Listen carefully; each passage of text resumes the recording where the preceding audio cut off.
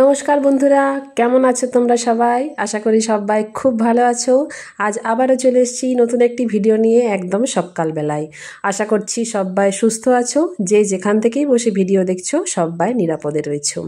তো থাম্বনেল দেখে বুঝেই গেছো যে আজকের ভিডিওটি মূলত কী নিয়ে। হ্যাঁ, ঠিক ধরেছো, আজকে হচ্ছে বৃষ্টির জল থেকে যেসব গাছগুলিকে আমরা খুব তাড়াতাড়ি বাঁচাবো। কারণ বৃষ্টির জলে এমন অনেক রকমের ক্ষতিকারক গুণও রয়েছে, তার সাথে সাথে উপকারীও রয়েছে, কিন্তু যে ক্ষতিকারক দিকগুলি অন্যান্য সব গাছেদের ক্ষতি করে, সেই সব মূলত গাছগুলিকে আজকে তোমাদের সামনে নিয়ে আসবো। তো চলো ঝটপট করে চ্যানেলটি সাবস্ক্রাইব করে ফেলো যারা এখনও নতুন বন্ধু রয়েছো, আর অবশ্যই ভিডিওটি পুরোটা দেখতে থাকো, নিশ্চয়ই তোমাদের উপকারে লাগবে। তো বৃষ্টির জলের মধ্যে সোডিয়াম কার্বনেট, ক্যালসিয়াম কার্বনেট, এছাড়াও ম্যাক্রো এলিমেন্ট আছে, মাইক্রো এলিমেন্ট রয়েছে, এছাড়াও আরও অনেক রকমের পদার্থ রয়েছে। তো প্রথমে যে গাছটি দেখালাম সেটা ছিল জেড প্ল্যান্ট।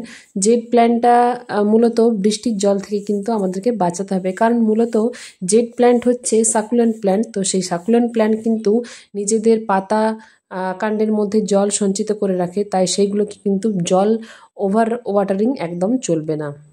তাই আমরা চেষ্টা করব যখন বৃষ্টি পড়বে অবশ্যই কিন্তু সেই বৃষ্টির হাত থেকে আমরা জেড প্ল্যান্টকে বাঁচাবো। আর এটা ছিল আমার অ্যাডেনিয়াম। অ্যাডেনিয়াম সংক্রান্ত ভিডিও আসছে তোমাদের সামনে খুব তাড়াতাড়ি, যে কিভাবে এর যত্ন নেব। আর এখন সামনে দেখতে পাচ্ছ যে গাছটা, সেটা হচ্ছে ক্রোটন প্ল্যান্ট।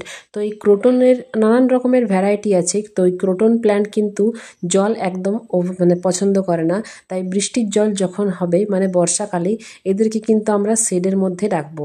মূলত এর পাতাগুলি কিন্তু আমাদের বেশি আকৃষ্ট করে। এর রং বেরঙের পাতা, লাল, হলুদ, সবুজ, এই পাতাগুলি আমি এটা আউটডোরে রেখে দিয়েছিলাম বৃষ্টির জলে। তো সেই জন্য দেখো পাতাগুলো একটু নুয়ে নুয়ে গেছে।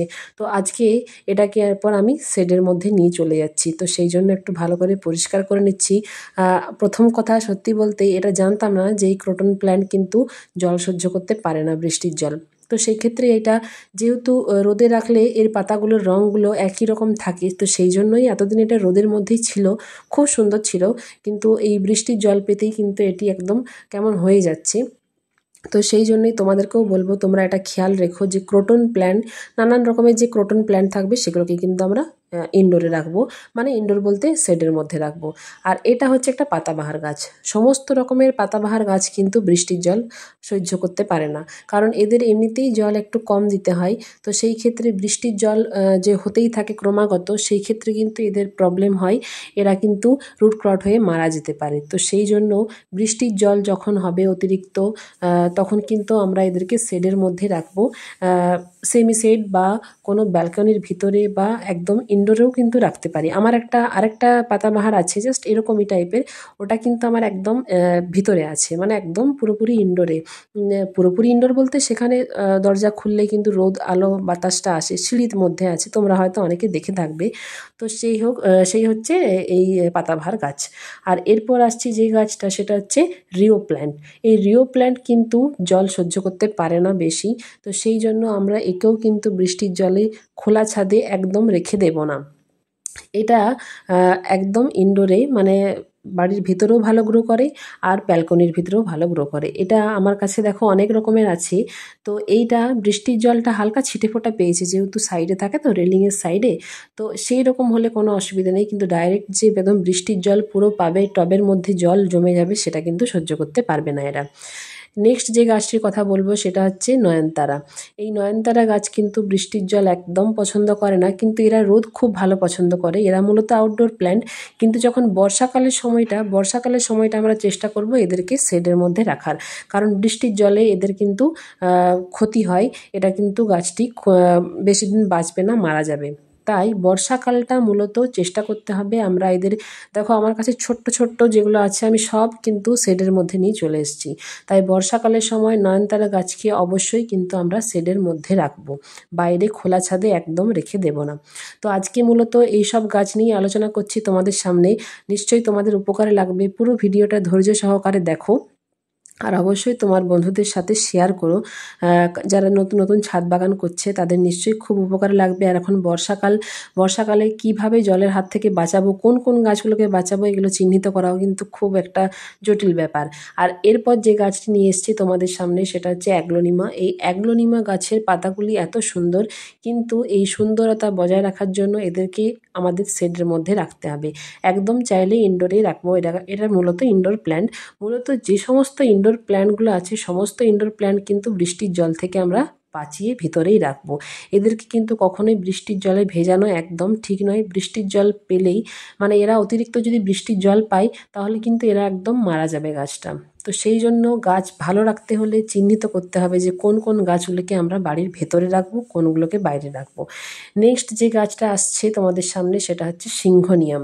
এই সিংহনিয়াম গাছ কিন্তু বৃষ্টির জল একদম পছন্দ করে না। এই সিংহনিয়াম গাছে বেশি অতিরিক্ত জল দিলেও কিন্তু এরা পাতাগুলো হলুদ হয়ে যাবে, ব্রাউন হয়ে যাবে।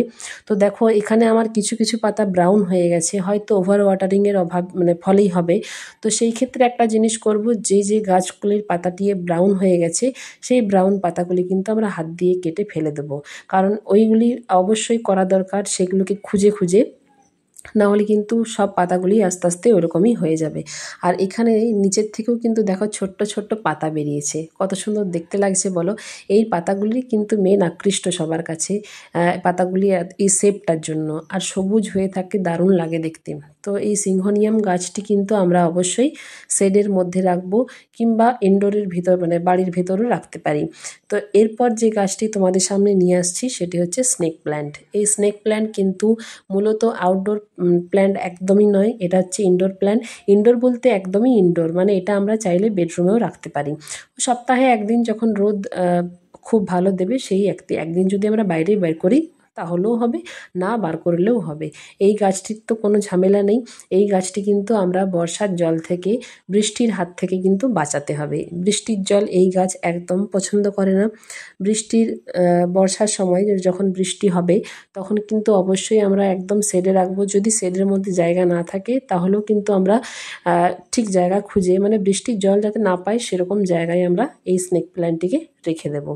স্নেক প্ল্যান্ট কারণ বেশি জল তো পছন্দই করে না, একদম অনেকদিন পর পর জল দিলেই চলে একে। এরপর যে আমাদের গাছটি এসছে সেটা হচ্ছে সবার খুব একটি পছন্দের গাছ হচ্ছে মানি প্ল্যান্ট। এটি মূলত লতানো গাছ। এটা জল কিন্তু একদম পছন্দ করে না, বেশি জল। খুব কম জলেই এই গাছটি, আর খুব কম মানে যত্নে, এর যত্ন নিতেই হয় না। যেখানেই রাখবো মোটামুটি সেখানেই কিন্তু এই গাছটি খুব সুন্দর গ্রো করে যায়। তো এই গাছটি বৃষ্টির জল থেকে কিন্তু আমরা অবশ্যই বাঁচাবো, কারণ বৃষ্টির জল এই গাছটি একদম পছন্দ করে না। বৃষ্টির জল থেকে কিন্তু এই গাছটিকে আমাদেরকে অতি দ্রুত বাঁচাতে হবে। তো বন্ধুরা, আজকে তোমাদের সামনে এগুলোই আলোচনা করছিলাম যে কিভাবে আমরা কোন কোন গাছগুলিকে বর্ষার হাত থেকে বাঁচাবো। তো তোমরাও এই সব গাছগুলিকে অবশ্যই বাড়ির ভেতরে রেখো, তাহলে কিন্তু তোমাদের বাগান খুব সুন্দর হয়ে উঠবে, গাছ খুব সুন্দর হয়ে উঠবে। নেক্সট যে গাছটি আসছে সেটা হচ্ছে অ্যালোভেরা। অবশ্যই তোমরা এটা নিয়ে পরিচিত সবাই। অ্যালোভেরা গাছ কিন্তু জল খুব কম পছন্দ করে, তাই এই বৃষ্টির সময় ফাঁকা ছাদে কিন্তু অ্যালোভেরা গাছ আমরা একদমই রাখবো না। অ্যালোভেরা গাছকে অবশ্যই আমরা বাড়ির ভেতরে রাখতে পারি, আর ব্যালকনিতে হলেও রাখতে পারি। যেমন আমার আছে ব্যালকনিতে, ওপরেও আছে, ছাদেও আছে, কিন্তু সেই গাছটি এতটাই বড় হয়ে গেছে, ওটা মাদার প্ল্যান্ট, ওটাকেই ব্যালকনির মধ্যে মানে এনে রাখা সম্ভব নয়, তো সেজন্য ওটা খোলা ছাদে রেখেছি।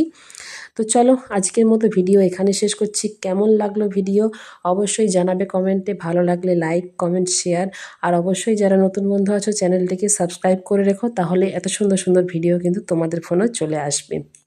তো চলো, সবাই ভালো থেকো, সুস্থ থেকো, আর অবশ্যই ছাদ বাগানে গাছ বসিও। গাছ ভালো থাকলে মন ভালো থাকবে, পরিবেশ